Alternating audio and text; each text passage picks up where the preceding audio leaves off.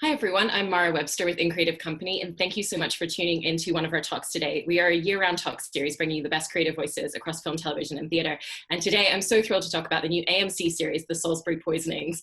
We are so fortunate today to be joined by the wonderful director Saul Dibb, and we also have Annabel Scholey and Anne-Marie Duff joining us as well. And I wanted to dive in with a question for you, Saul, about the overall tone and approach by this, because the script was written by, former Panorama investigative journalists. And I love the fact that in writing the script that they really worked with the people who were affected by this, whose stories they were telling, and made sure that they were really comfortable with the portrayal throughout and that they were happy with the details and it felt really authentic. And I was interested in how that then transcended into your directorial approach and the way that you approach these characters in the series. Yeah, look, it's a really good question. It is absolutely a true story, and they really drilled down into all of the details, and we did want to make it feel as authentic as possible, which is something that I try and do, I guess, with all of the films I make. I come from a background of making documentaries anyway, but it's about the point where we're not making a kind of a beat by beat reconstruction. We are sticking absolutely to the run of events, but then there is also the point where we are, the writing scenes that obviously the writers weren't party to. There is a sense of the creative license that comes in with any film based on reality, of which lots and lots and lots of films and television are based on events that really happen. So I suppose there's a line that you go up to about creating a very, very authentic world. But then, you go beyond that. You're still working with a script, and you're still working with a brilliant bunch of actors, but you're then creating something different at that point. It's not a slavish adherence to reality. You're creating something, I guess, that almost feels more real, but by the fact that it's performed in such a realistic and nuanced way, I think. Yeah, and then Anne-Marie is really interested in what your research process looked like on the series, because the character that you're portraying, Tracy, she very much eschewed being in the media and putting herself on the front line because she really wanted to focus on the job that she was doing. So whilst there's a huge amount of news coverage from that time, there's actually very little to nothing on her. So what did that look like in terms of finding the information that was going to be the most useful to you in portraying who she was and the work that she was doing? I think that's very true, isn't it? We're discovering that daily, aren't we, that the noisiest people aren't really the people doing anything. So ultimately you do kind of have to seek out the good stuff. Yeah, I was so lucky, Mara. I was so blessed because Tracy played a huge part in the creative process, and so she was around, and I could speak to her and spend time with her, and just get a sense of, it's that you try to catch somebody's breath, because you're not going to do an impersonation. You just want to know what happens when they walk into a room, how people are affected by them. All of those things are far more important in a way than how they play with their hair or anything like that. It's certainly in a project like this, we wanted to capture the spirit of this community.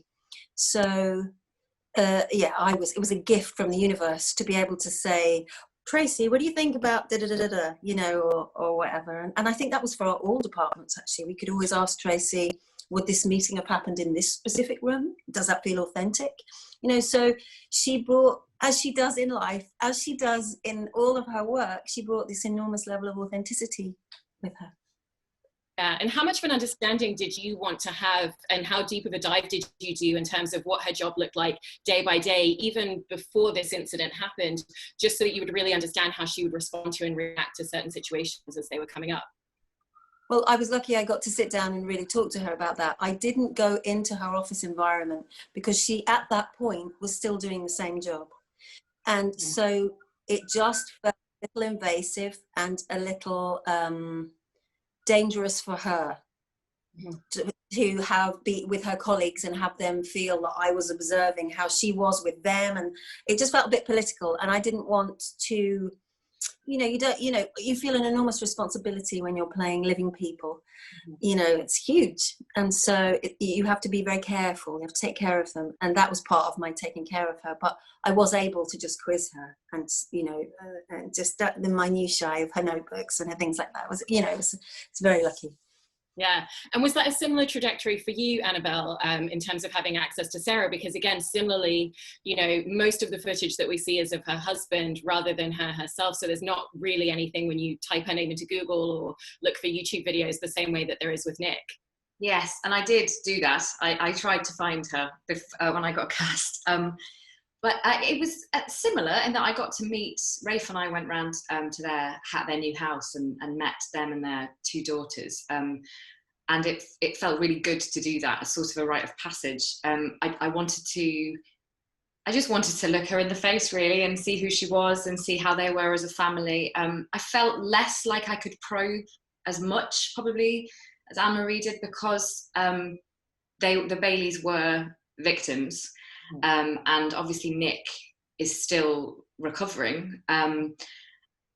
So there was a fine line. I very much, I wanted to ask millions of questions about their relationship and how they are, but it felt very much that I had to be respectful of their privacy, and mainly it was just about sort of meeting them, getting the baton from them, and then allowing myself then to just work with the script, because the script's so brilliant, and I knew that they had a massive part in the creation of it. So it really felt like the script had their blessing, and so I could just go off and actually do my job. Yeah, and in terms of, you know, the physical ramifications with Rafe's character, Nick, it's really fascinating to watch his performance. And obviously he would have done a lot of research and looking into the details and how that really affected him. But I was interested if that was useful for you at all in just kind of knowing before you walked onto set what those different stages of the process were going to look like and the different adverse health effects, so that you could understand how your character needed to respond at the different points. I definitely think it was helpful for Rafe, because obviously not many people have been poisoned by Novichok. So he did actually ask quite a lot of specific questions when we went round to see them. And Nick was very open and really helpful. And I know Rafe found that really helpful. No, I didn't feel like I needed to know what the stages were, because obviously when it was really happening to Sarah, she had no idea. She was on a runaway train, and every time I walked into the ICU, it was a different... I didn't want to be prepared for how bad he looked, because obviously we needed the truthful reaction, and it was pretty awful seeing Rafe wired up anyway. So I think it's important when you're obviously creating a drama that you stay in the moment, and I didn't really want to prep in advance for that. Yeah, and then Saul, one of the things I wanted to ask you about is, in terms of the way that you tell this story, at the backdrop there's this kind of thriller, espionage, you know, spy story going on, and you know, it was a global political event at the same time as well, but you really managed to center it in the characters. So how did you kind of balance the way that you really wanted to make sure that it was about the emotional core and how it really affected these people day to day, but still kind of having those details lightly peppered in the background? Well, I think it was in the original premise, really, that this is about the fallout from the spy story, not the spy story. So you always know, if you're going to deal with it, the story of the outside world, what was happening around everybody, would get told anyway. But if the focus is on the people who are either directly affected by it, or, you know, obviously in Tracy's case, the person who is responsible for keeping everybody safe within that community, that kind of sets up, you know, what we were trying to do. So for me, it was about creating a very real and authentic world, you know, to put our actors in, and then allow that to be a very personal and intimate set of journeys where we really just tried to get under the skin of what they were experiencing. So it was just setting, I suppose, you know, these very intimate stories against a massive backdrop, and never trying to kind of, I just don't think we ever had to try to kind of over egg the pudding with this, because it was such a surreal and extraordinary thing that was happening and putting people under such an enormous amount of pressure. It felt like, for me, it was just about creating all of the right kind of environments to get the best out of, you know, all the fantastic people who we had, which, you know, Anne-Marie and Annabel were absolutely brilliant, you know, could do their best work and bring these people and their stories to life. Yeah. And to that point for you, Annabel and Anne-Marie, kind of what did you feel that the environment was that Saul managed to create on set, the way that he would kind of communicate with you, give you the space to try different things in scenes and kind of give you that feedback and notes as you were filming that was really conducive to portraying these characters? Anne-Marie, no, you. So polite. Yeah, it was, you know, and I think it comes in the finished product, actually. You can really see it's very evident. There was a real sense of kindness on set. Mm-hmm. And there was a real sense of generosity. And it meant that everybody could bring their instinct with them. And so we were able to gently rehearse the scenes and see what felt true. And there wasn't a sort of business-like atmosphere at all, which was kind of perfect, actually, because a lot of the time these sorts of dramas can end up feeling terribly procedural, can't they? And I think we kind of avoided that, and I suspect that was due to our captain. You know, I think that was due to Saul saying, okay, let's be as quietly creative as we can be, and let's make the focus of the scene these chamber instruments, you know, and so it just felt like that. So that was my feeling about the process. I think also, just to add to that, we had quite a lot of rehearsal time where we went through the script in detail and discussed everything. And because we met the actual characters as well, I really felt that once we got onto set, that Saul allowed us to just, like you said, just go with our instinct and be emotional, or it felt like a really safe place to just experiment. And I had a great time. Yeah. And, you know, kind of leading on to that point as well, Saul, in terms of the environment that you create, I always think it's so interesting because the director really sets the tone, not just for the cast, but for the entire crew. So what's the type of collaborative and creatively, you know, creative environment that you really like to create on space so that it feels like everybody can do their best job across the board? Yeah, well, look, I mean, firstly, those are lovely things to say. And I feel, you know, you can only create that kind of thing when you've gathered together people who, you know, want to do it in the same way, where you feel like everybody's in it together. There's not necessarily this massive line between the cast and the crew, or the cast and the supporting artists, all of that stuff. You just want to get rid of all of that. But those kind of power dynamics is just not helpful.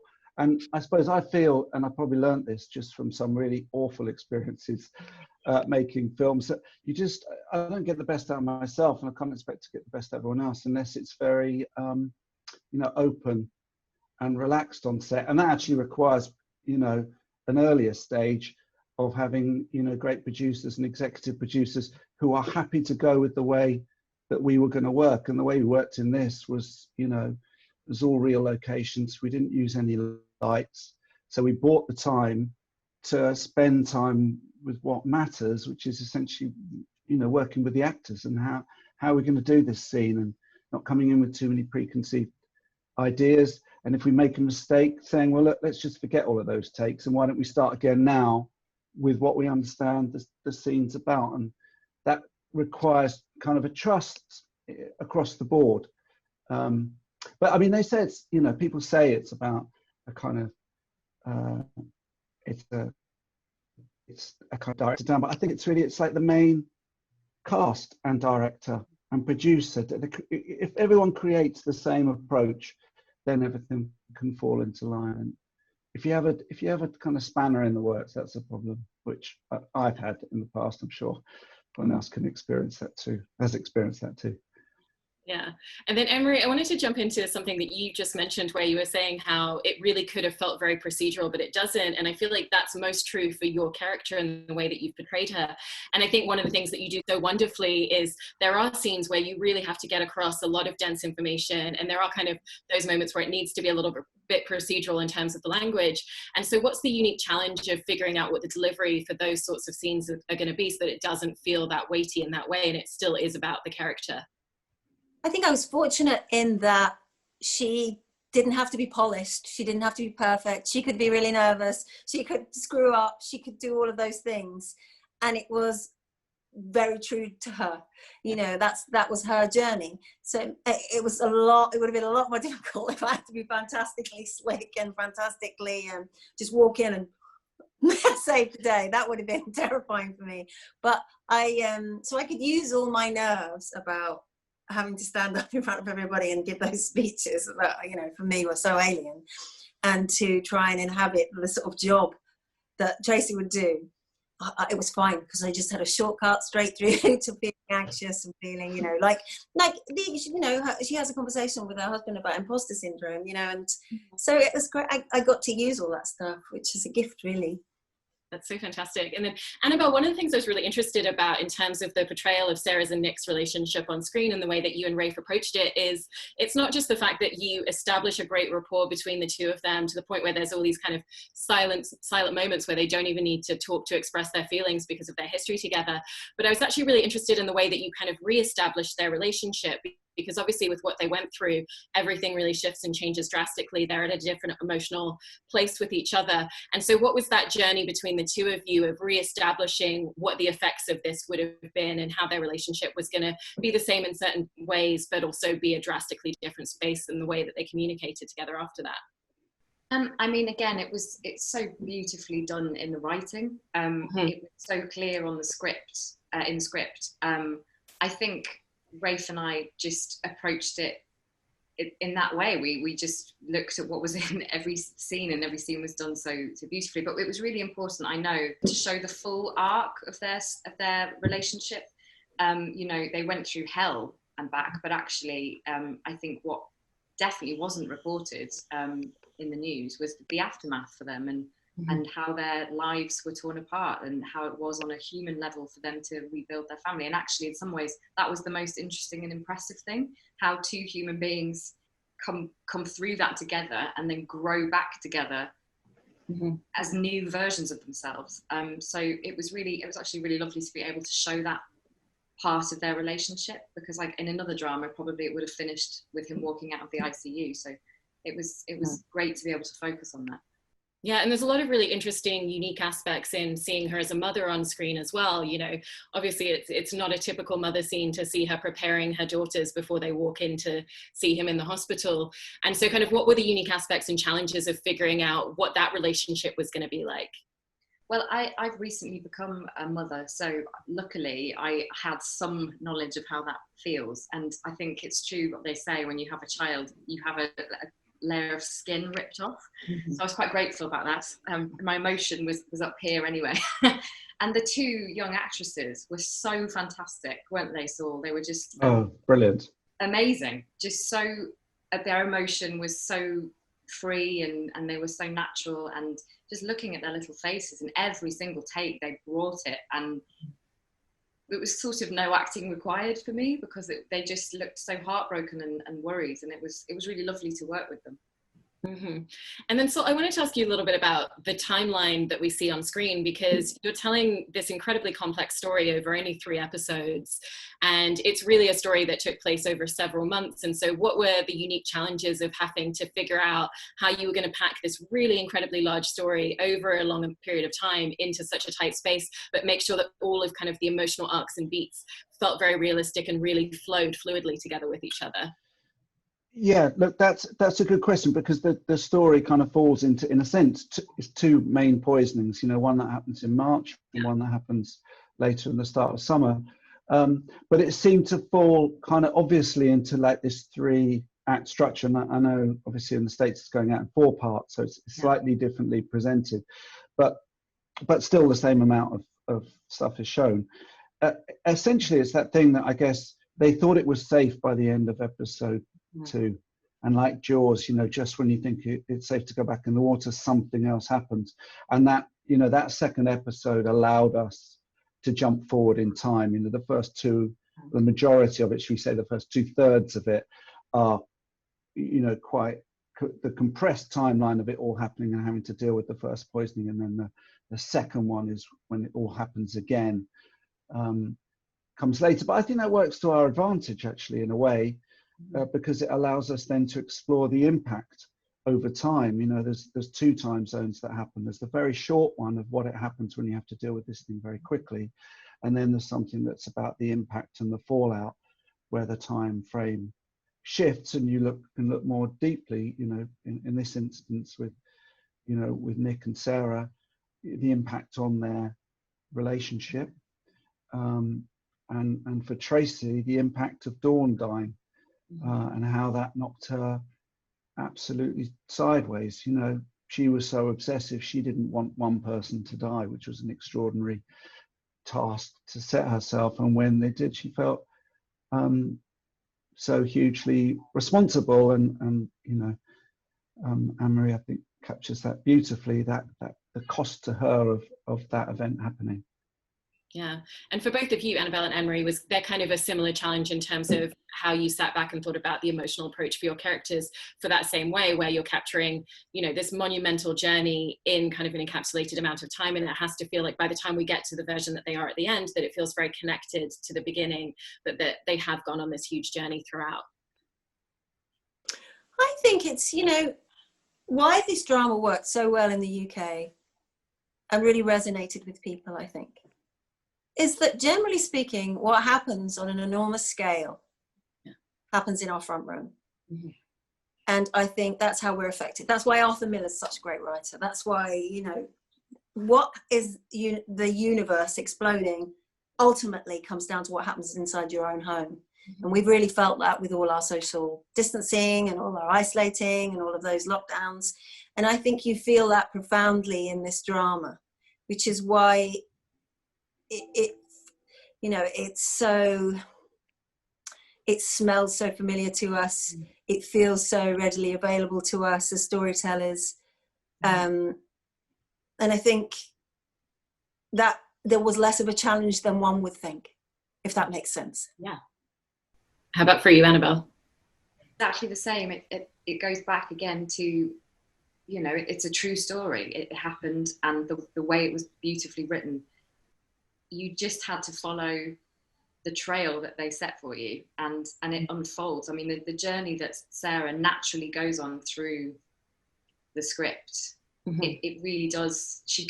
It sort of took me along, and you can't fail to really start to feel what she went through. And she's, you know, you're in the ICU and you see that person wired up, and you get told that he might have to be put in a coma, and then the two little girls not knowing what's going on, and then him coming out and being a different person.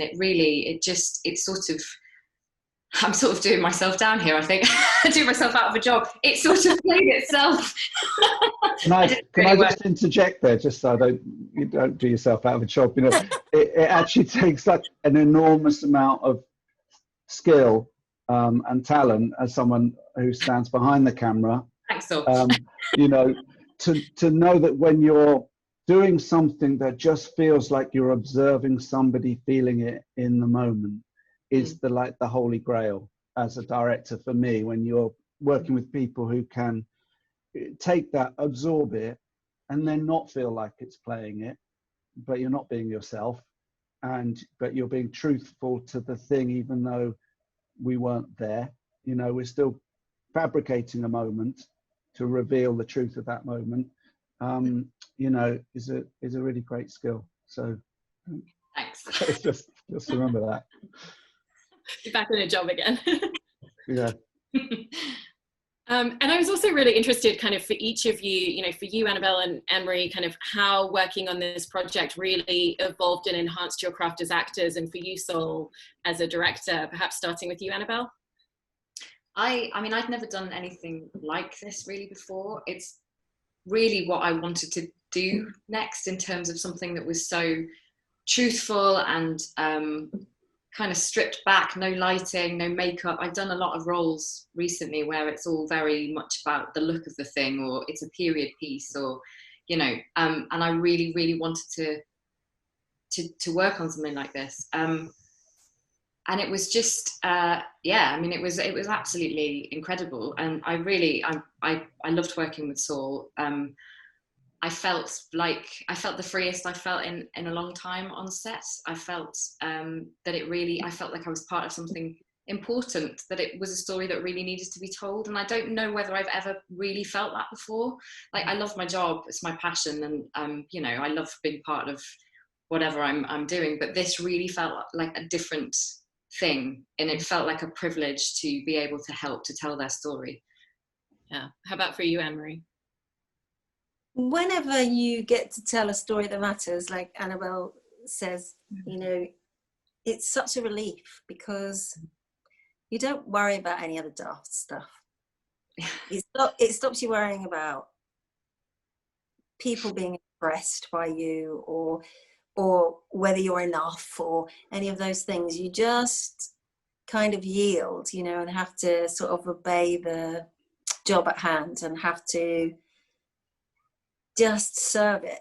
And it's sort of, as a storyteller, it reminds you of the point of what you do. And that's always very inspiring. It inspires you to do more, inspires you to feel that you have, you know, because it's very easy to think of what we do as being frivolous or any of those things. And at the moment, you know, we're all feeling a bit like that because of the time we're in, and we don't know what's going to happen for a lot of people in our industry, you know. So it's just, it sort of is a nice gentle elbow to say, hey, you affect the day, and it's really important that we're out there telling people's stories and representing them and getting to testify for them, you know, and all of those things. And so I love it, because it just always gives me just a little gentle reminder of why I wanted to do it in the first place, you know. Yeah. How about for you, Saul? Yeah, look, it's the same. It was like an amazingly, I guess we got our cake and ate it in this. It was really liberating. I felt like, you know, you're always learning in each film you make, but in a way this was, it was just a really, really rewarding experience. And we made it the way we wanted to make it. And we didn't really think about anyone else or any other things while we were making it, other than trying to be truthful to the story and the way that we wanted to tell it and all of that stuff.